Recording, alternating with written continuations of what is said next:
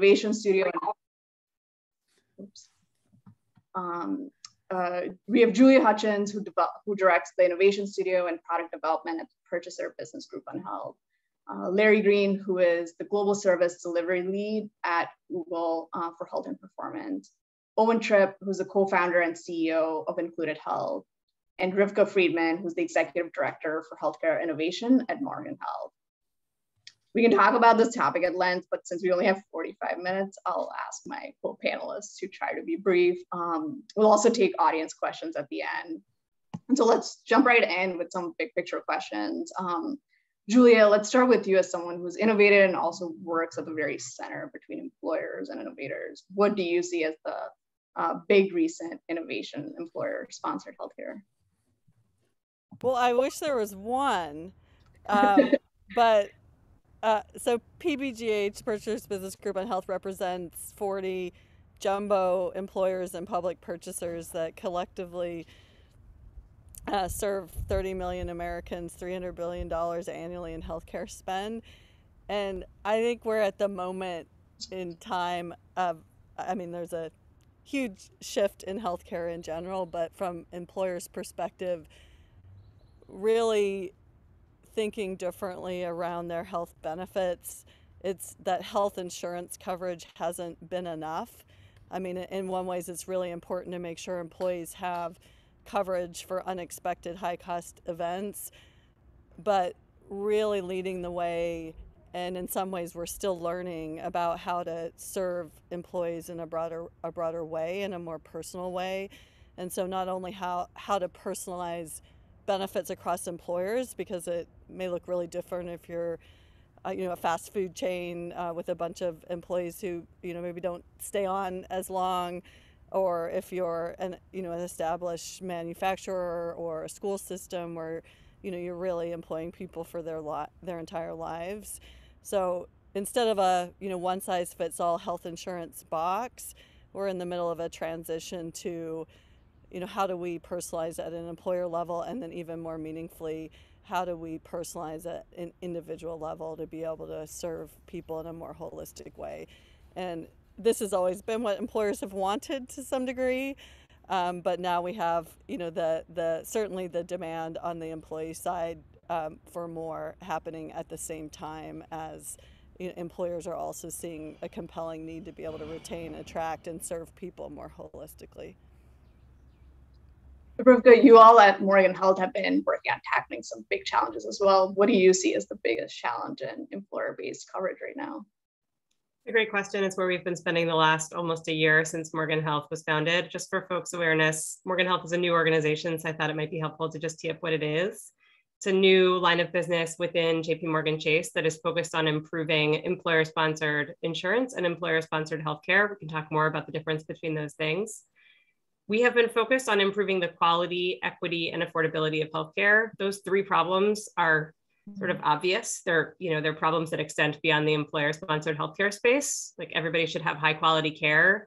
There are known disparities in care among different populations, based on income, race, gender, geography, that we are trying to eliminate. And then affordability. Healthcare is too expensive.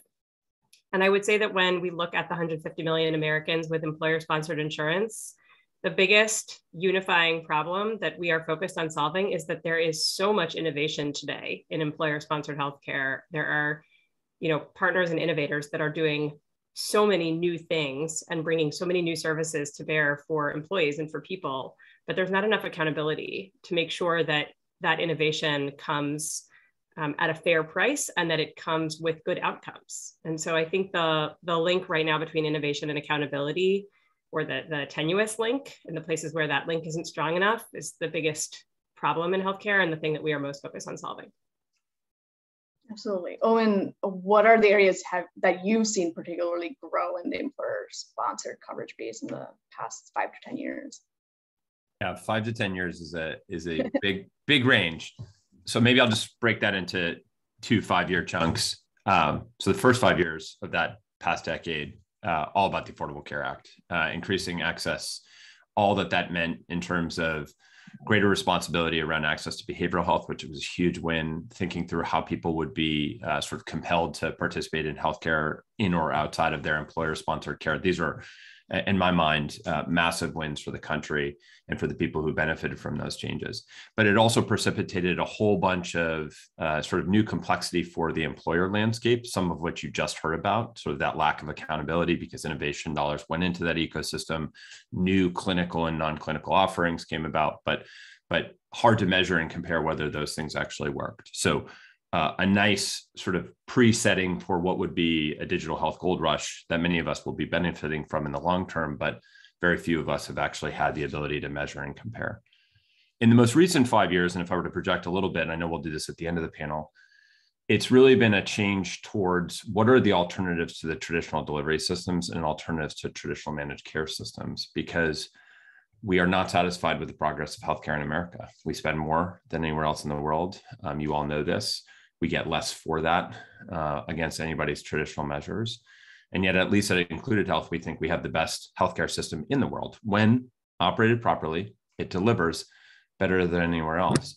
So the last 5 years has really been about how we consolidate and think through the lens of what employers want and how to get more for that purchasing power. The last comment I would make on this, and I think it's just a really important structural point as we begin our discussion today, is that employer-sponsored care is weird. I mean, it's weird against any global standard. And unlike government-sponsored programs, Medicare, Medicaid, veterans care, Indigenous care, these are the components that are not represented in that 160 million that you heard about from my colleagues. Employer-sponsored care allows us to have the flavor and values and culture of the employer themselves, but employers really operate very differently. That makes Julia's job very challenging and makes, I think PBGH and others work sort of miraculous in that light, because you're bringing together a diverse set of employer interests to represent a whole bunch of people. So that's what I've seen. And just to set the stage sort of at a big picture level, and I think you all touched on this, where employers have different varying roles. Larry, can you talk about how you see sort of the employer's role in workers' health and well-being? Yeah, so in my opinion, employers should have a big role in health and well-being of their employees.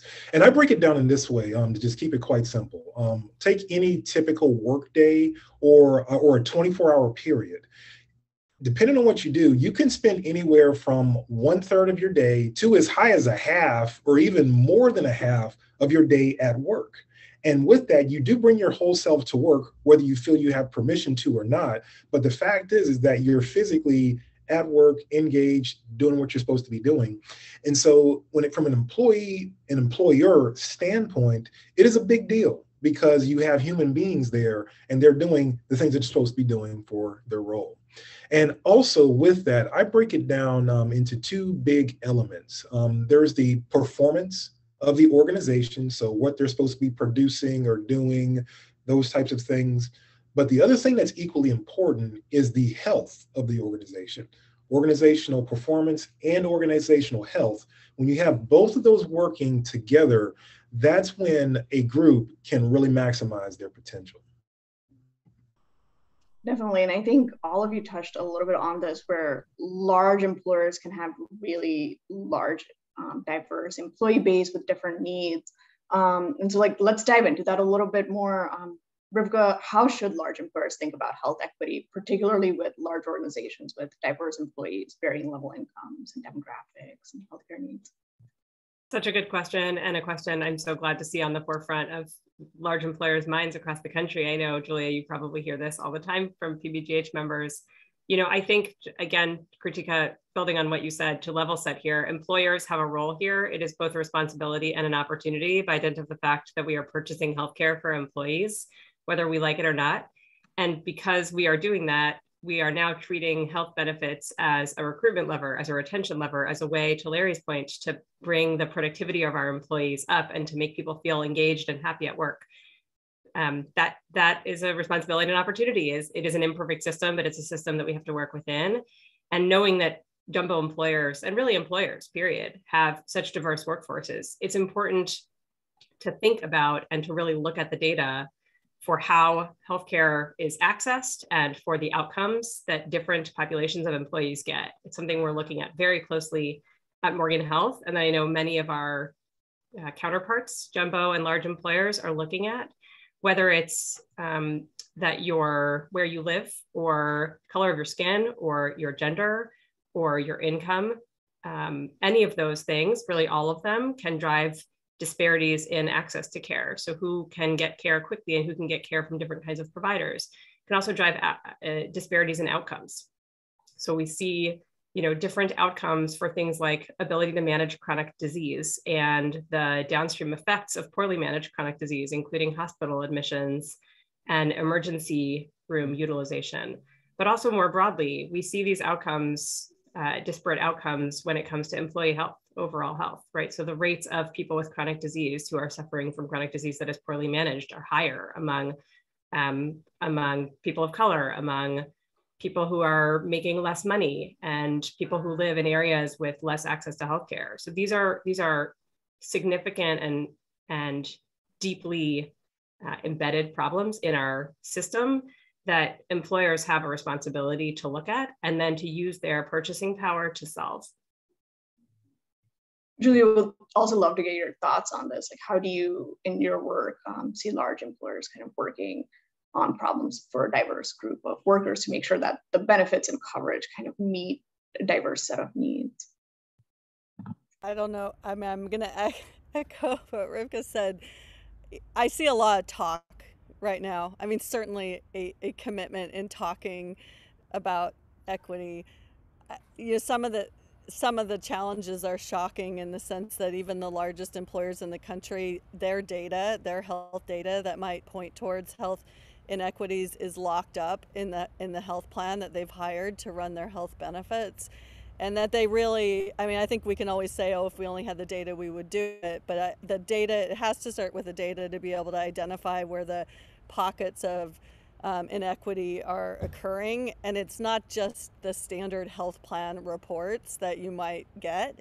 So really, jumbo employers being able to unlock their data to be able to use it for more holistic purposes, to compare different types of cohorts, to even request, even race, ethnicity, income, this stuff is not usually available to jumbo employers, shockingly. So lots of talk about that, not easy to get the data. And then at the same time, you have an explosion of innovation of point solutions that are not only digital, but on the ground and community-based solutions to be able to sort of get to once you identify where the pockets are, to be able to actually solve. And that is just as overwhelming is now even those employers who have access to data and have identified pockets of inequity. Now, how do you actually implement 50 different solutions in one community to be able to get at all of these different problems that we're seeing?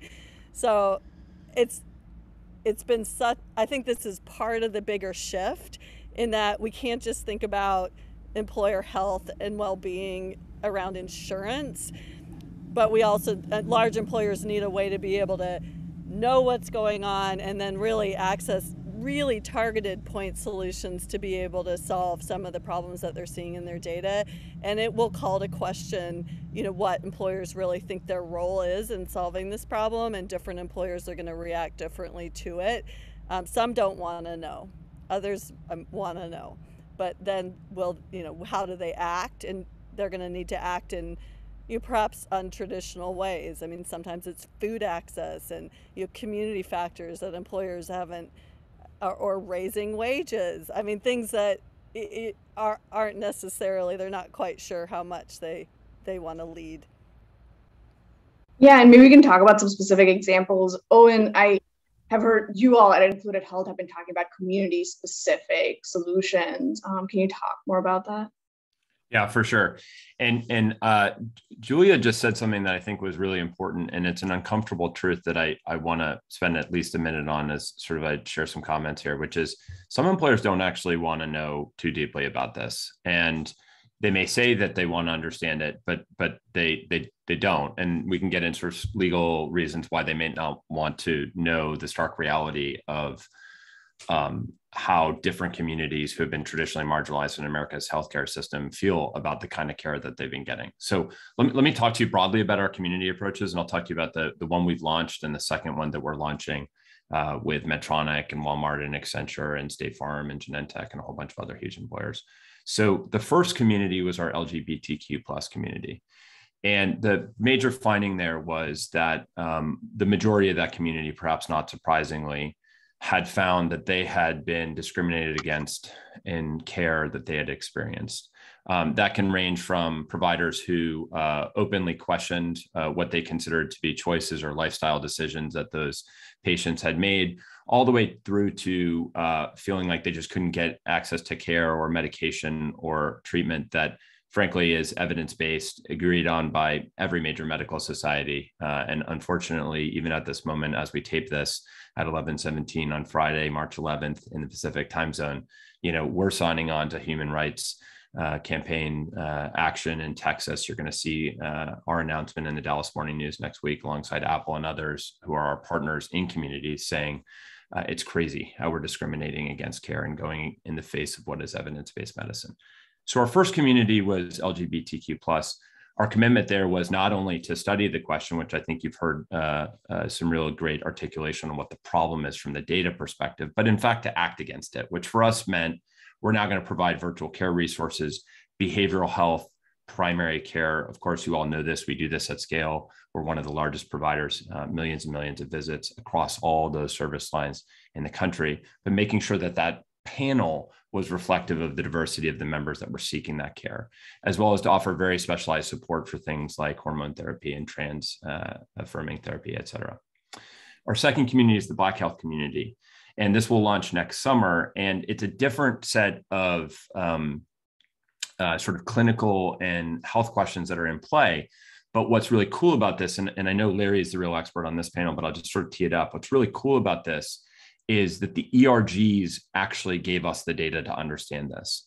And ERGs, for those of you who don't understand this or aren't familiar with that term, that's the employee resource group. So rather than going directly to the HR teams who have historically been asked to opine on questions like this, we source the data across ERGs. So in this case, it was Target and Best Buy and Walmart and Home Depot and Lowe's, these huge retailers.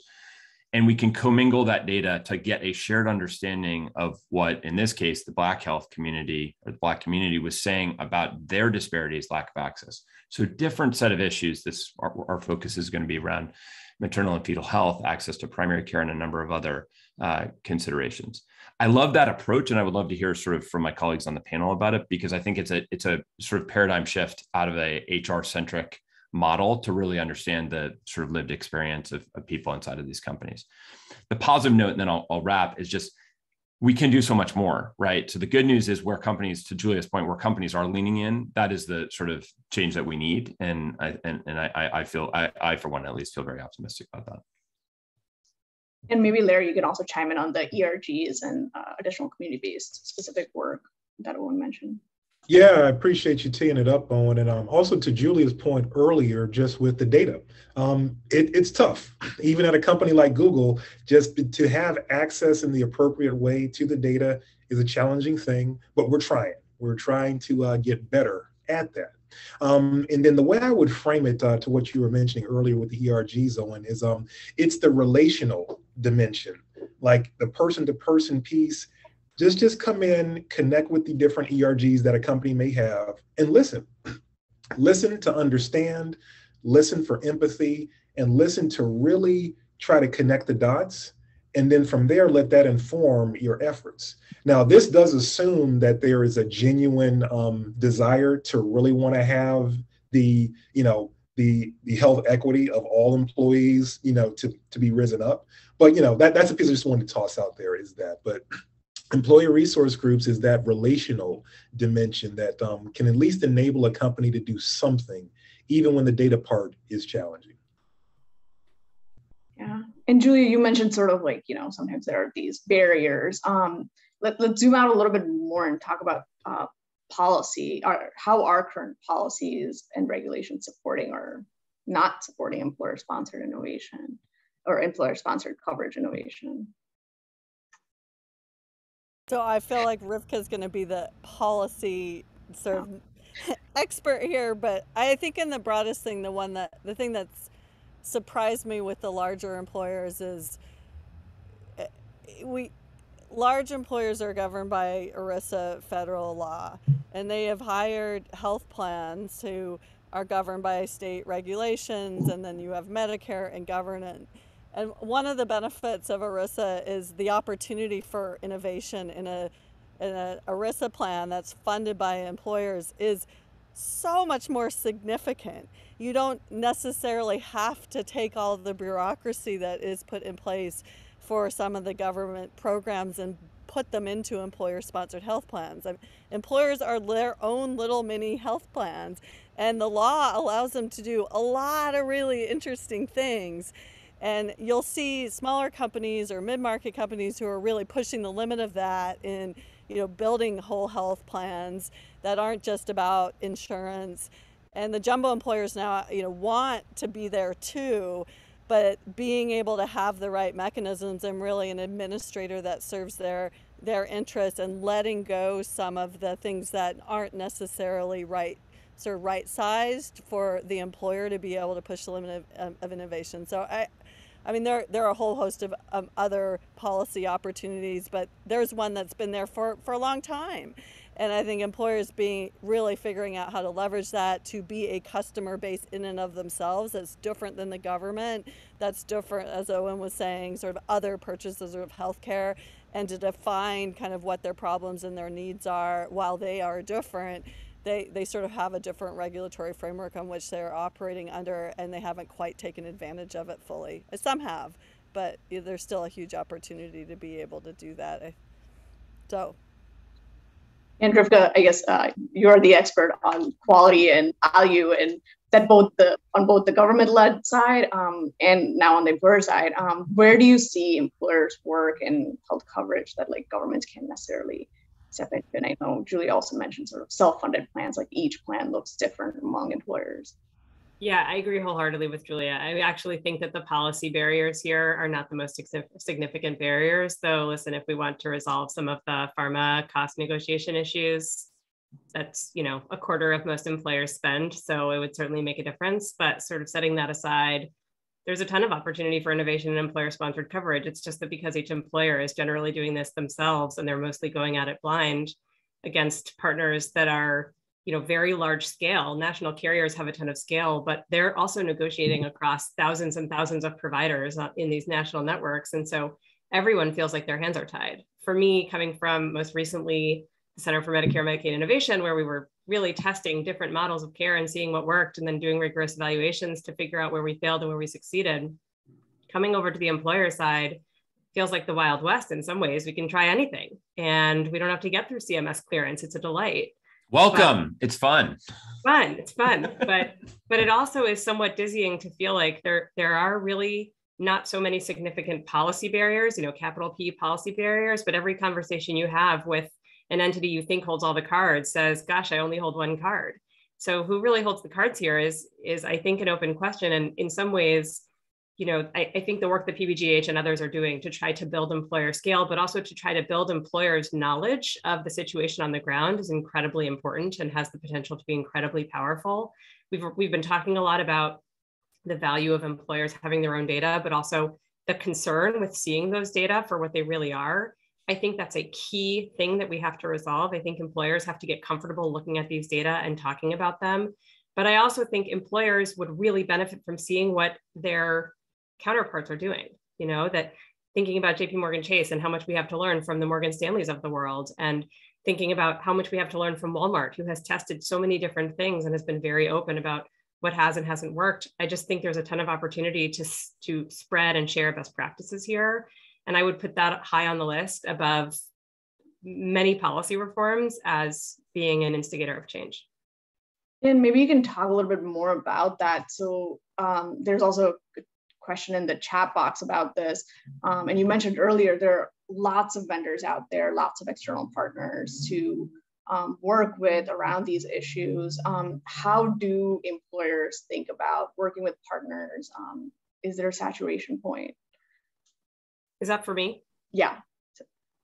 Yeah, that's a great question. I think, and Owen, I bet you have thoughts on this too, having had many of these conversations with employers. There is a ton of innovation right now. There are many problems in healthcare that have not had their moment in the limelight, that are getting their moment in the limelight. And so it's an exciting time to speak to companies like the Legacy Included Health, right, which really was thinking about the LGBTQ community and how to make sure that they are getting the care they need, to companies that are really thinking about what the future of home-based care looks like. And so it's a great moment for innovation.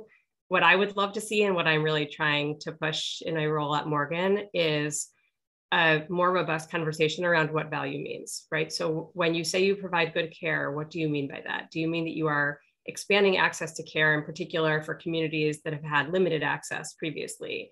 Are you focused on communities that are at risk or that have chronic disease? And are you able to really help bring those chronic disease risks and the prevalence of chronic disease down? Are you able to close disparities in care for communities that have, as we've been talking about, have had disparate access and outcomes to care? And then, are you able to do this at a cost that people can reasonably afford? I mean, I am struck by the KFF data that came out today showing that people with lower incomes are spending, a multiple of 3 times their annual income on healthcare as compared to people who make more money. And that's a key issue that I hope innovators everywhere are thinking about, alongside the big new idea that they have, is how to make that fit within an affordable healthcare framework. Yeah, I mean, it just, I feel like we're like talking about cost and affordability a little bit. Maybe you can just talk about that more directly. But, we published a study today that shows lowest income people spend 10% of their incomes on health costs, and healthcare costs for employers have been growing exponentially, about over 40% in the last decade. And then deductibles have increased to over 90% in the past decade. Maybe Julia, you can talk about what are the implications of the rising healthcare costs for employers and workers. I mean, it's economic. I mean, healthcare, 10% of the balance sheet of jumbo employers who have a large workforce. It's fascinating in a way that you have to be able to speak healthcare to even start to even delve into that budget. Apparently, it's a foreign language that only a few people really speak. And I think if we really want to address the costs, we have to figure out how to translate healthcare into economic terms to be able to allow the leaders of the business to be able to make decisions that don't involve United Health Plan, Silver XYZ or Aetna, blah, blah. I mean, the decision making around managing the healthcare budget and getting us out of all these words that the industry knows, so that a company whose core business is not healthcare can make strategic decisions about that budget beyond what health plan should I offer to my employees. So huge opportunity there. I know the PBGH employers have really focused on zero trend, and how do we do that the right way? How do we really focus on quality and access to care in order to get to zero trend? But some of the challenges and the cost shifting are so systemic. Like, just think about all of the waste that goes into all those copays and deductibles and coinsurance that nobody really understands anyways, and then you get the bill that's not the bill, and then the hospital writes it off or not, or you're sitting on the phone, or you just don't know. I mean, that is the waste. And so at the jumbo employer level, really starting to have conversations with the hospital systems around how do we solve this problem systemically? Because you look at it from the hospital side, and that's like debt collection and AR and more waste. And we have $1 trillion of healthcare waste, just like doing stupid stuff that's like not healthcare. And so I think there's a lot of ways that we get there, but how do we have the right information around cost and quality to be able to for employers to make good decisions? And then how do we start just having a different conversation around, moving toward recognizing cost and quality, partnering with the supply chain, the providers who are providing good cost and quality and patient experience in a much more deliberate and systematic way. And that's what employers want. I mean, that's the answer. Yet the market failure for the business school folks is monopolies. We have lack of full or complete information around quality and cost. that just prevent employers from really exercising their purchasing power in a meaningful way to be able to move the market and really focus on improving outcomes and quality and costs. So, I mean, great. Such a fun place, such a right place for employers to be, because, it's a matter of whether they're going to be able to compete globally, healthcare costs, and getting a handle on it in a way that's meaningful and productive is a business imperative for many employers. Rivka, would love to get your take on that as well. Like, how do you see the costs of healthcare affecting the needs for concerted efforts among employers, and also the value-based care movement? Sure, yeah, those are two great places to hit. Maybe starting with value-based care, which is where I see a lot of promise here.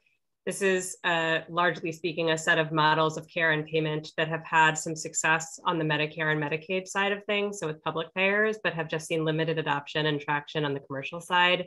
It is a key place for focus in Morgan Health. We actually have a white paper that's available online about bringing accountable care to commercially sponsored insurance.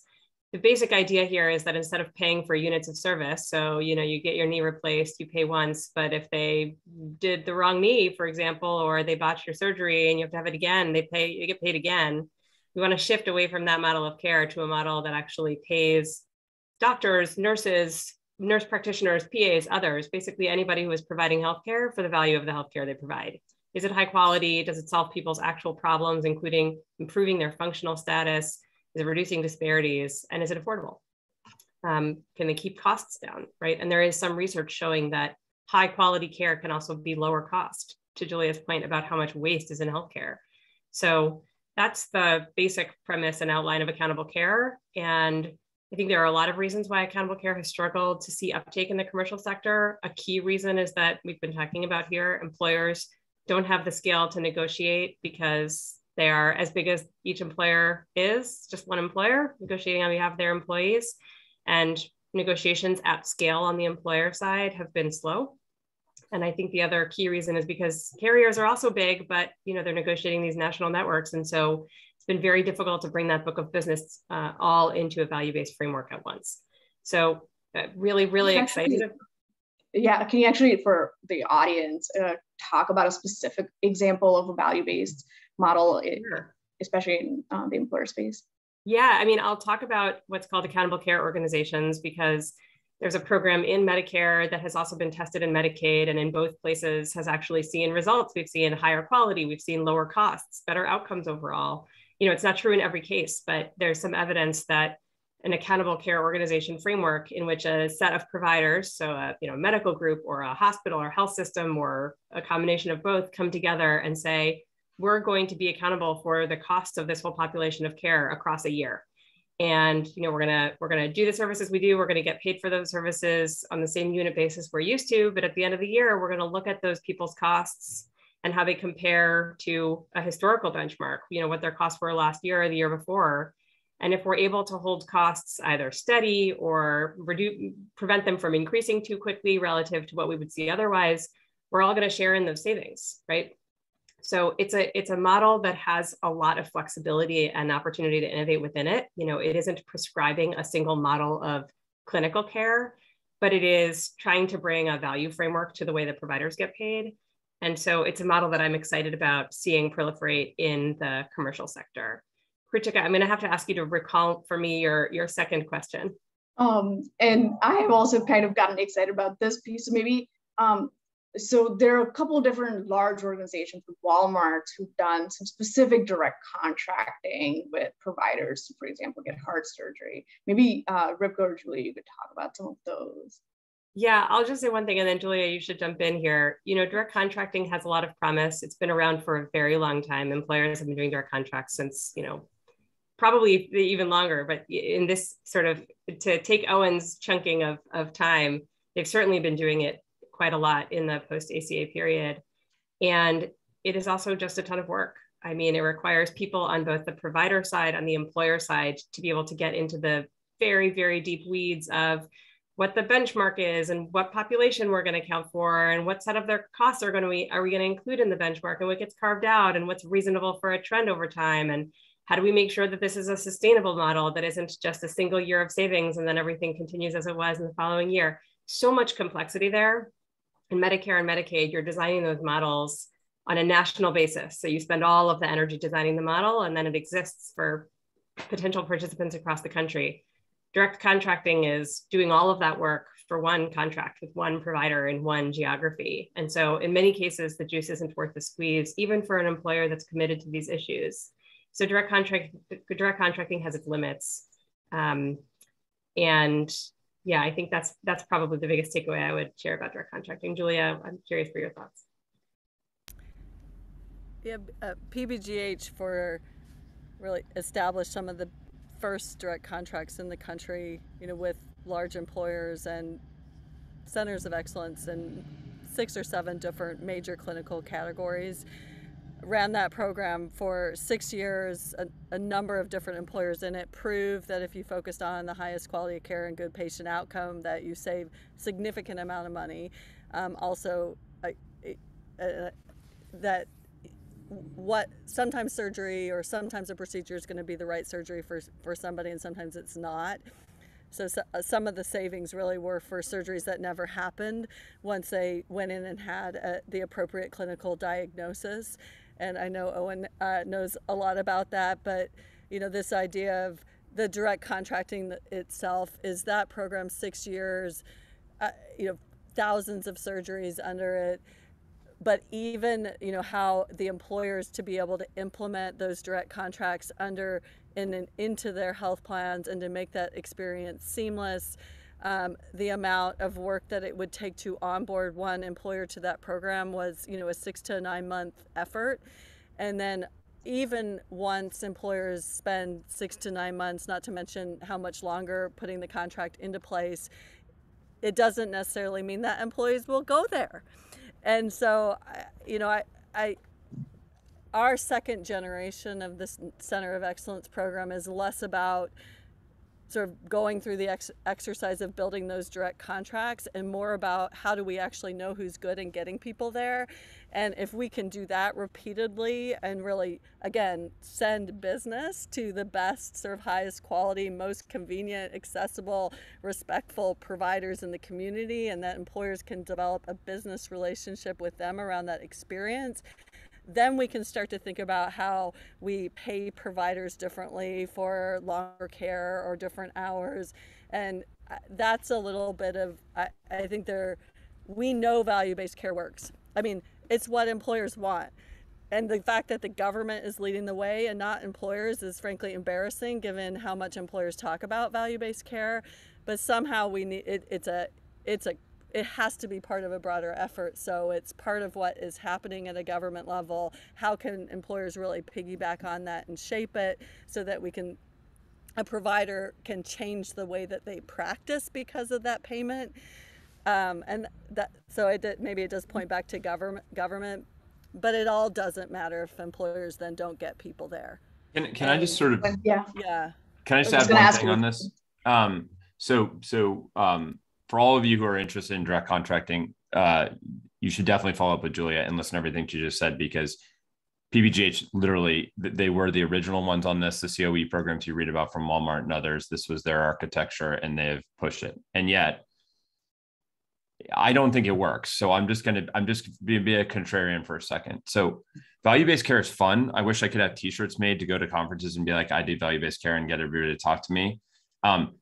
There is a feature of the employer system that makes value-based care really hard to implement. And it is this: employees do not stay long enough with their employers to make it worthwhile. Amazon, another customer of mine, the average tenure is like 9 months. You can't get into a value-based arrangement when the longevity of that population within the plan doesn't make sense. So I'm willing to have a debate on this, but I've sat in that chair at Walmart for the last 6 years, and I don't want to talk their book, but they're the direct contracting that they used to do, they're not doing as much anymore. And I think the conversation is around how you get into a move towards a different form of value-based care, which is primary care capitation, and starting to think about actually putting greater responsibility on helping people navigate within the resources and plan offerings that they currently have. Now, that might mean a specific arrangement in a market where you have like a Banner Health that's really dense in Arizona, and that is the way to do it. And and other employers are exploring this as well. But nationally, the challenge is that you want to move to an arrangement that limits your exposure and produces really good outcomes, but you want to do it in a way that actually preserves some level of employee choice, right? Where you don't feel like you're managed to a very narrow set of options. And importantly, that you can get a national grade result for a national grade plan, like with the employers that we're talking about. So I think it's going to look a little different than Medicare, where you can expect to spend 20 years potentially with that beneficiary, or veterans, same thing, or Medicaid, potentially the same thing. And this is where the other piece that you heard Rivka and Julia talking about really comes back in, which is how do you get employers to band together on this? And again, I'm going to be a bit of a heterodox on this point, but it's really hard, right? There have been a lot of initiatives on this stuff, but employers at the end of the day, they do sort of want to act within their own self-interest, right? There might be a set of agreements, but when that sort of represent a baseline, but when it comes to a cultural expression of what they care about, right?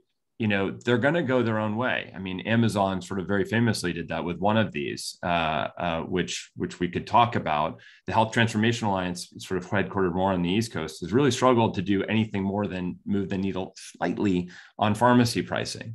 And so it's both a strength of our employer-led model, but it is also a real weakness of our employer-led model. And I know I may not have people who agree with that perspective, but I wanted to at least offer it. I think it's a really good point you're making, that the benefits of some of these value-based initiatives, the employers may not see, one, because employees leave, two, as we age, as we get older, health spending increases, and that, once that happens, people move over to Medicare. Talk more about, can you, Owen, talk more about how vendors who are trying to improve health and well-being sort of demonstrate value to employers, and what are employers looking for?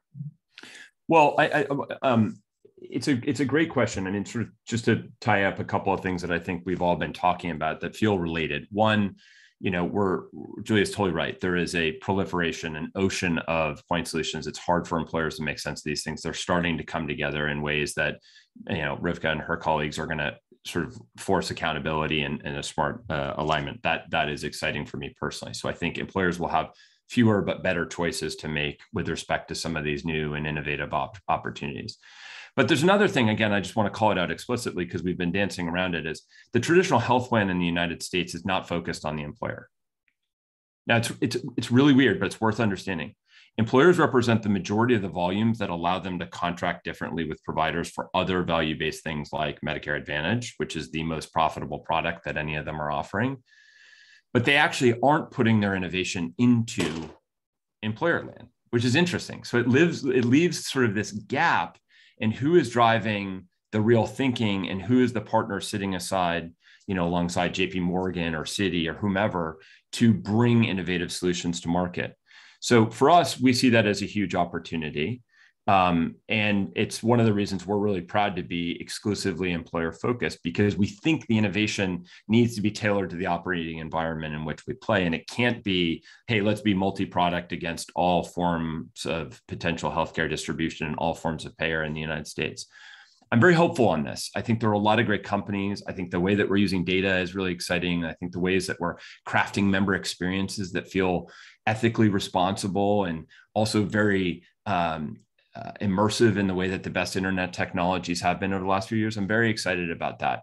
But it is going to require the courage and the fortitude of employers to recognize that they need to stick with those vendors and really test them out and see what results can be obtained, because it does take a few years to figure out whether any of it works.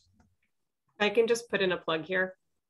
I think employers have more data than they realize they do. They have, I think, Julia, you were hitting this before, that most employers' claims data is locked up by a carrier somewhere. And usually what the employer is seeing is a curated deck at the end of the year saying, you guys are doing great. You compare really favorably to peers. And it's a little like, well, maybe we should look at that data more closely.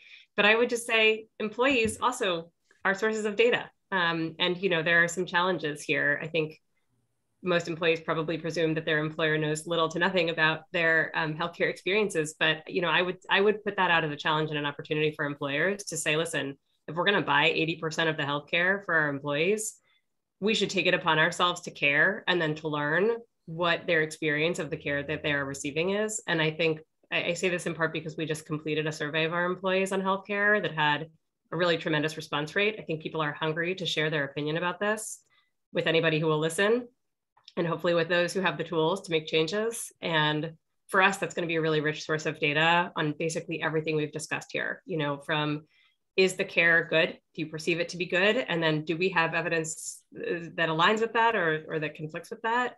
Is it affordable? Is it high quality? And where do disparities and also perceived disparities, which are important, where do those lie? So it's one place where I'm hopeful.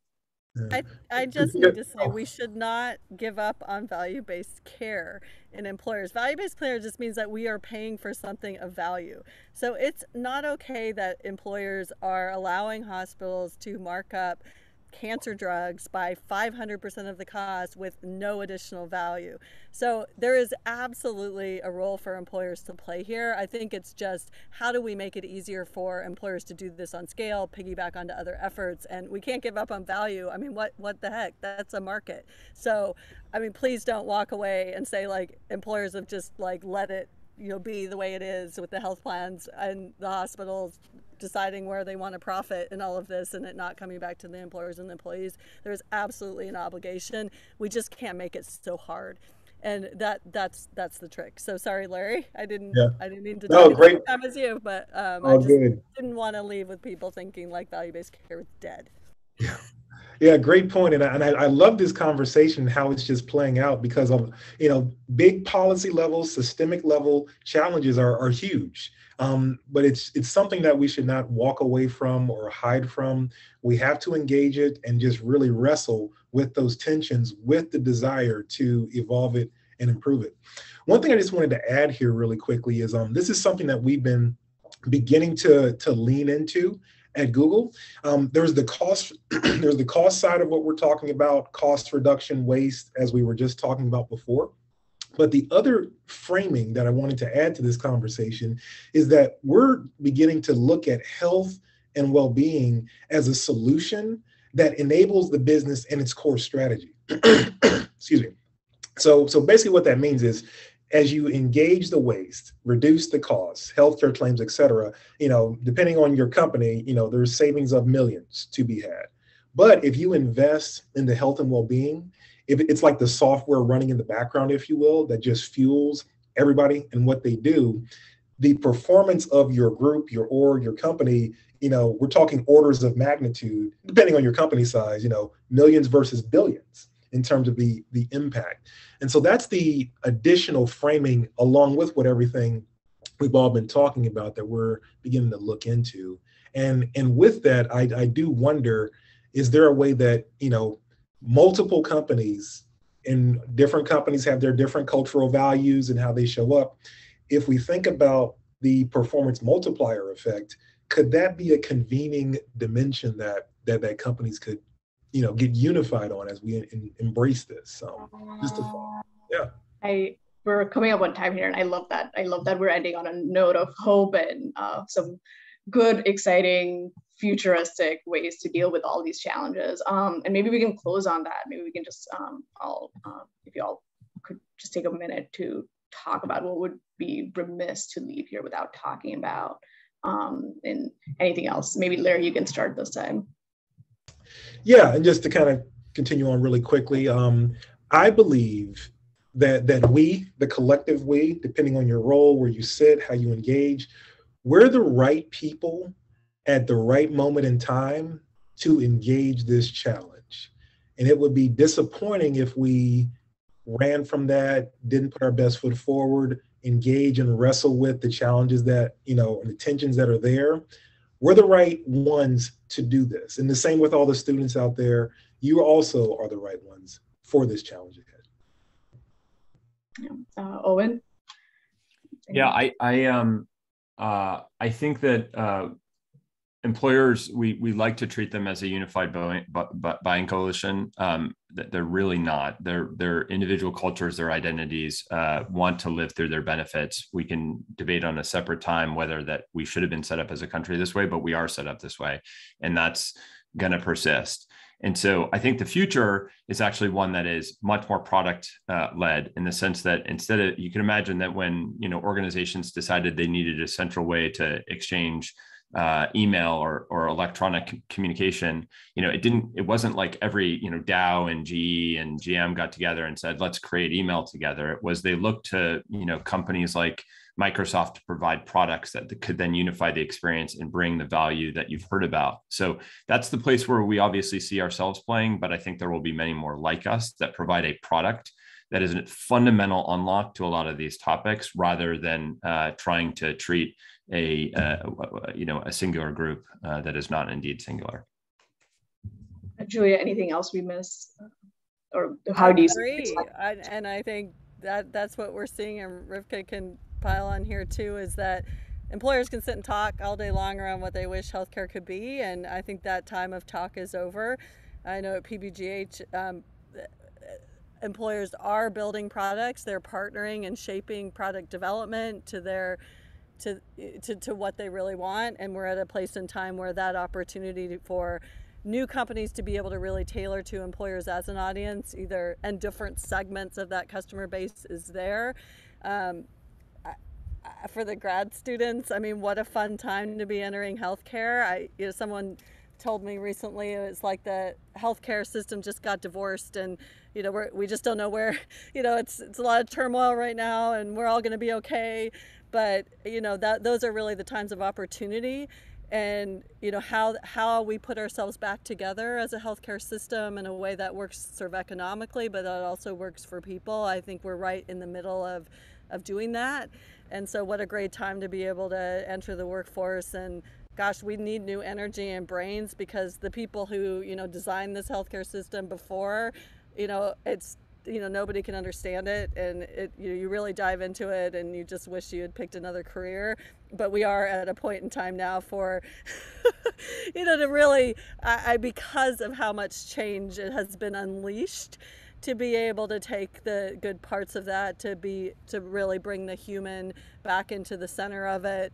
And I think to be able to find ways to leverage employers' sort of shared interest and frustration in some of the unflexibility that has existed, the lack of transparency, and frankly, the lack of levers of control, to be able to support the kinds of things that, we all know we need to see. So just great time for new energy, and so happy to be here and being able to talk about this with you all. Rivka. Oh, last word. Yeah. I want to build on what Owen said about how, I think, Owen, your point was that we're moving into a product-centered moment in healthcare. I would say employers have a real responsibility here to look at what is working and to not be afraid to say when something isn't working. And if longitudinal value-based care isn't the right model for a set of employees that have a short average tenure, let's call that out and let's try something else. I think, of course, I look at this with my CMMI lens on, but there's a reason we should be looking at what works and testing other things when our first tests fail. Like, we need to treat ourselves like, I'm thinking of the children's book, Aid to a Scientist. We're scientists here. Let's just try stuff. And if it doesn't work, there are other things to try. And I think the beautiful thing about the proliferation of products is that there literally is something else to try. So if it isn't working, that doesn't mean the whole system has to be thrown out. It means we have to test and retest. And I think eventually we will see success. Yeah, it's absolutely. Thank you so much for being with us today. It was a great conversation, and thank you to everyone else who joined us today. I'll pass it back to Rachel for a quick announcement. Thank you all for such an engaging conversation. I think we all want to work in employer-sponsored healthcare now. So thank you. A few quick announcements. The first one, very exciting. We have our first raffle winner, and it is Nancy Gutierrez. So congratulations. Paulina from the conference team will reach out to coordinate your gift selection and the delivery. And then our next raffle, it'll be hard to pick just one, but what was your key takeaway from this panel? So scan this QR code, we'll leave it up, fill out the Google form with your key takeaway, and you have the chance to win a book, The Price We Pay, a $30 Uber Eats gift card, or an Amazon Echo Dot or Google Home Mini. The form will be available until 12:15, and then we will announce it at the next panel. So grab your lunch and join us for our fireside chat, Global Collaboration in the Face of a Pandemic, with global health leaders Marion Wentworth and Steve Davis. So thank you again, and we will see you in a few short minutes. And thank you again to our panelists. Bye.